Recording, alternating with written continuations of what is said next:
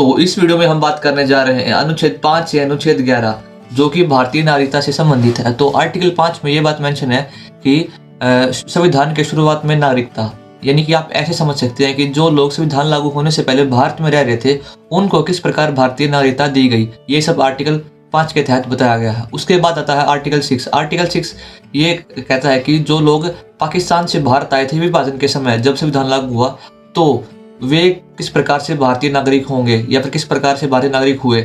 और इसके बाद हम बात करेंगे आर्टिकल 7 में। आर्टिकल 7 में ये बात की गई है कि जो लोग उस समय विभाजन के समय भारत से पाकिस्तान गए और पाकिस्तान से वापस भारत आए तो वे किस प्रकार भारतीय नागरिक हुए।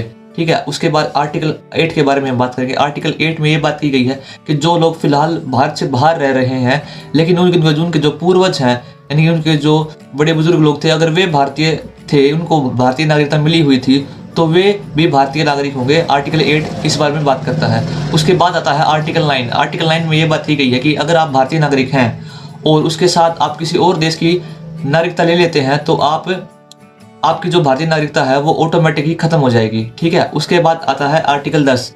आर्टिकल 10 में ये बात की गई है कि जो नागरिकता है वो खत्म की जा सकती है, यानी कि जो आपकी नागरिकता है वो खत्म की जा सकती है संसद के द्वारा, या फिर आप इसको ऐसे भी समझ सकते हैं कि जब तक संसद कोई नया कानून नहीं बनाती है भारतीय नागरिकता से संबंधित, तब तक आपकी नागरिकता बनी रहेगी। उसके बाद आता है आर्टिकल 11। आर्टिकल 11 में ये बात की गई है कि जो भारतीय नागरिकता है उससे संबंधित जितने भी कानून बनाने का अधिकार है वो सारे के सारे संसद के पास है, यानी कि जितने भी कानून नागरिकता को लेकर बनाए जाएंगे वो सभी संसद डिसाइड करेगी। तो इस वीडियो में हमने 5 आर्टिकल से लेकर आर्टिकल 11 तक जान लिया। इस नेक्स्ट वाली वीडियो में हम फंडामेंटल राइट्स को जानना शुरू करेंगे। तो मैं मिलता हूँ नेक्स्ट वीडियो में। सी यू सून गाइस।